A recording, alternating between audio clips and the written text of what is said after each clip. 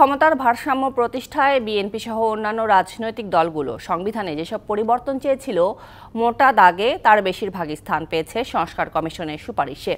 তবে সংবিধানের মূলনীতি, সংসদের কাঠামোগত পরিবর্তন সহ বেশ কিছু বিষয়ে রাজনৈতিক দলগুলোর ভিন্ন মত রয়েছে। রাজনৈতিক ঐকমত্য ছাড়া সংস্কার কমিশনের সুপারিশ বাস্তবায়ন নিয়ে শঙ্কার কথাও জানান সংশ্লিষ্টরা।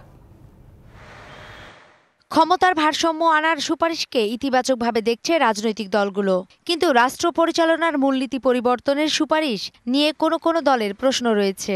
যদিও রাজনৈতিক দলগুলো সংস্কার কমিশনের সুপারিশ নিয়ে এখন পর্যন্ত আনুষ্ঠানিক প্রতিক্রিয়া জানায়নি।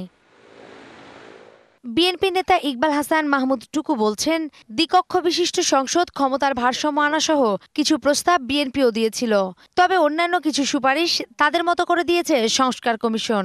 কিছু দেখেছি, আমাদের 31 দফার যে আমাদের চাওয়া আছে সেটা তারা ওখানে রেখেছে। তাছাড়া অন্যান্য যেসব পয়েন্টস আছে এইসব ব্যাপারে মন্তব্য করার মতো সময় এখনও আসে নাই, কারণ আমাদের স্ট্যান্ডিং কমিটির মিটিং হয় নাই। স্ট্যান্ডিং কমিটির মিটিং হলে স্ট্যান্ডিং কমিটির সিদ্ধান্ত যেটা হবে সেই সিদ্ধান্ত অনুযায়ী আমি কথা বলতে পারবো, এখন করে এই ব্যাপারে কথা বলতে পারবো না।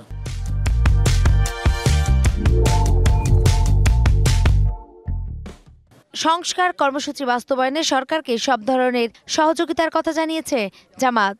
সুচিন্তিতভাবে আমাদের সংবিধান, রাজনৈতিক নেতৃবৃন্দ, জুলাই অভ্যুত্থানের সমস্ত ঘটনাবলী, ইতিহাস এবং বাংলাদেশের স্বাধীনতা পূর্বাপর সমস্ত ইতিহাসকে ধারণ করে সংক্ষেপে একটা চমৎকার ঘোষণাপত্র কী করে করা যায়, তার জন্য আমরা সবাই একমত হয়েছি। 40% ভোট না পড়লে ভোট বাতিলে যে সুপারিশ, এ নিয়ে দ্বিমত রয়েছে নির্বাচন বিশ্লেষকদের। বললেন, বাকি সুপারিশগুলো সুষ্ঠু ও নিরপেক্ষ নির্বাচনের সহায়ক হবে। কিছু ব্যাপার নিয়ে তাদের আরও একটু চিন্তা ভাবনা করে এবং জনগণের মতামত গ্রহণ করা উচিত।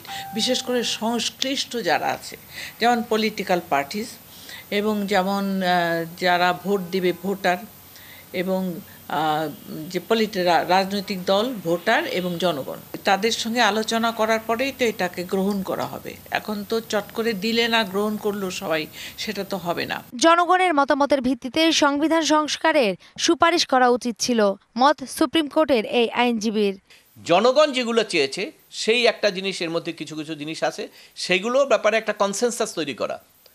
প্রধান উপদেষ্টা এখন কনসেনসাস তৈরি করে রাখতে পারেন যে ভবিষ্যতে যারা ক্ষমতা যাবে তারা সেটা করবে। মোট 4টি সংস্কার কমিশন প্রতিবেদন জমা দিয়েছে বুধবার। সব কমিশন প্রতিবেদন দেওয়ার পর রাজনৈতিক দলগুলোর সাথে আলোচনায় বসার কথা রয়েছে সরকারের। নূপুর মাহমুদ, ডিবিসি নিউজ, ঢাকা। রাজনৈতিক দলগুলোর চাওয়া পাওয়া এবং সংবিধানের পরিবর্তন নিয়ে আরও বিস্তারিত জানার চেষ্টা করব আমরা। আমাদের সাথে বার্তাকক্ষ থেকে যুক্ত হচ্ছেন স্টাফ রিপোর্টার নূপুর মাহমুদ। নূপুর, রাষ্ট্র পরিচালনার মূলনীতি পরিবর্তনের ব্যাপারে আসলে কি বলছে রাজনৈতিক নেতারা এবং বিশ্লেষকরাই বা কি বলছেন? ধন্যবাদ আপনাকে। দেখুন, আপনি জানেন যে গত 15 তারিখে 4টি সংস্কার কমিশন প্রধান উপদেষ্টার কাছে তাদের সুপারিশমালাগুলো জমা দিয়েছেন। তারপর থেকে কিন্তু নানান আলোচনা, নানান গুঞ্জন আসছেন। তার মধ্যে আমরা রাজনৈতিক নেতাদের সাথে যোগাযোগ করেছি, তবে তারা আনুষ্ঠানিকভাবে গত বৃহস্পতিবার পর্যন্ত কিন্তু কোনো ধরনের আনুষ্ঠানিক কোনো ব্রিফ করেনি বা সাংবাদিকদের, গণমাধ্যম কর্মীদের সাথে কিন্তু কথা বলেননি। কিন্তু পরবর্তীতে আজকে আমরা যোগাযোগ করার চেষ্টা করেছি কয়েকজন বিএনপির সিনিয়র নেতাদের সাথে। তারা কিন্তু আমাদের সাথে কথা বলেছেন এবং জানিয়েছেন যে তারা যে সুপারিশমালাগুলো বলেছিল সুপারিশ সংস্কার কমিশনে, সেইখান থেকে কিন্তু প্রায় বেশ কিছু সুপারিশমালা তারা দিয়েছে সরকারকে জমা। কিন্তু তার মধ্য থেকেও কিন্তু কিছু ছিল না দেখে কিন্তু তাদের কিছুটা মতের ভিন্নতা আছে। তারপরেও কিন্তু তারা এই বিষয়টি নিয়ে কথা বলছেন। তবে তারা তাদের দলের যে নেতারা আছেন বা তাদের দলের সাথে কথা বলেই কিন্তু তারা বলতে চাচ্ছেন যে আমরা আনুষ্ঠানিকভাবে এটি জানিয়ে দিব বা আমরা এই সাথে একমত কিনা। তো তাদের বিষয়টি বরাবরই ভিন্ন ছিল, কারণ তারা সবসময়ই চাচ্ছিল যে তারা যেন একটু তাদের বিষয়টিকে আলাদাভাবে দেখতে পারে বা তাদের যে মত, তাদের মতামতের উপরে কিন্তু অনেক কিছু ডিপেন্ড করছে, কারণ সামনে নির্বাচন নিয়ে কিন্তু অনেকটাই গুঞ্জন আছে। একটা ডেডলাইন দেওয়া হয়েছে, এর মধ্যে নির্বাচন নিয়ে কিন্তু অনেক আলোচনা সমালোচনা চলছে। তো আরেকটি বিষয়, আমরা কিন্তু পরে গিয়েছিলাম নির্বাচন নিয়ে যারা কাজ করেন, যে বিশ্লেষক বিশ্লেষকরা আছেন তাদের কাছে গিয়েছিলাম, তারপর সংবিধান সংস্কার নিয়ে কাজ করেন সেই সকল অ্যাডভোকেট বা হচ্ছে বিশ্লেষক যারা কথা বলেন তাদের কাছেও গিয়েছিলাম, কিন্তু আমরা তাদের মতামত জানতে চেয়েছি। তারা কিন্তু ভিন্ন মতামত পোষণ করেছেন। তারা কিন্তু বরাবরই জানিয়েছেন যে সকল সংবিধানে যে সকল সুপারিশগুলো এসেছে বাতিল করার জন্য বা চেঞ্জ করার জন্য সেই বিষয়গুলো নিয়ে কিন্তু তারা দ্বিমত জানিয়েছেন। তারা কিন্তু বেশ কয়েকটা বিষয়ে একমত দিতে পারছেন না। তারা বলছেন যে এতদিন যে গণপ্রজাতন্ত্রী বাংলাদেশ সরকার যে নামটি তারা শুনে এসেছেন সেই নামটির পরিবর্তন তারা ভালোভাবে সেভাবে নিতে পারছেন না। তারা বলছেন এটি যেভাবে পরিবর্তনের কথা বলছেন যে গণতন্ত্রী বাংলাদেশ সরকার, আর আরেকটি হচ্ছে যে নাগরিকতন্ত্র বাংলাদেশ সরকার। তো এই বিষয়টি এ নামের ভিন্নতা আছে, এটি বলছেন যে তারা মন্তব্য করছেন যে এটি বিদেশিদের নামের সাথে একটি আলোচনা করে বা বিদেশিদের মতো করে আমাদের দেশে চাপিয়ে দিচ্ছে। তো আরেকটি বিষয় পরিবর্তনগুলো চাইছেন। আচ্ছা, এই যে রাজনৈতিক দলগুলোর মধ্যে যে মতানৈক্য, এই সংকট আসলে দূর হবে কিভাবে?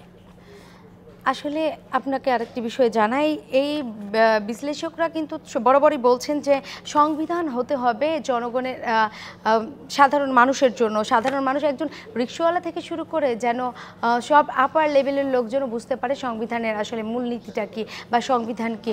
কিন্তু এখানে যে চেঞ্জগুলো পরিবর্তনগুলো আনতে যাচ্ছে সেগুলো আসলে সবার জন্য সবাই বুঝবে এমন কিন্তু না।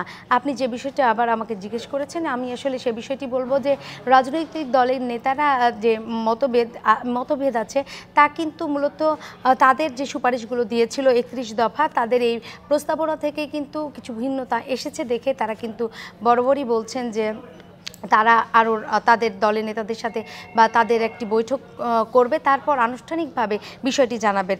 তবে বিভিন্ন সাধারণ মানুষের সাথেও আমরা কথা বলেছি, তারাও কিন্তু বলছেন যে রাজনৈতিক ঐক্যমতের ভিত্তিতেই আসলে হওয়া উচিত বলে মনে করছেন সাধারণ মানুষ এবং বিশ্লেষক বা যারা অনেক জায়গায় কথা বলেন এ ধরনের মানুষগুলো কিন্তু এগুলোই বরাবর বলছেন। আরেকটি বিষয় আপনাকে বলে রাখি, এখন কিন্তু আলোচনায় সবচেয়ে আছেন সংবিধান সংস্কার কমিশন এবং হচ্ছে নির্বাচন ব্যবস্থা সংস্কার কমিশন। এই দুটো নিয়েই কিন্তু মানুষের এত মতভেদ আছে, এই দুটো নিয়েই কিন্তু মানুষ জানতে চাচ্ছে আসলে কি বলছেন সংস্কার কমিশনের সুপারিশে কি উঠে আসছে, আর এই বিষয়গুলো কতটা সংশোধন হচ্ছে বা সংস্কার হবে, এই বিষয়টা কিন্তু বারবার তুলে একদম উঠে আসছে। এসব বিষয়ে দ্রুতই নিশ্চয়ই সংকট এবং সমাধান আমরা খুঁজে পাবো, এই প্রত্যাশা আসলে সবারই। অসংখ্য ধন্যবাদ আপনাকে বার্তা কক্ষ থেকে যুক্ত হবার জন্য।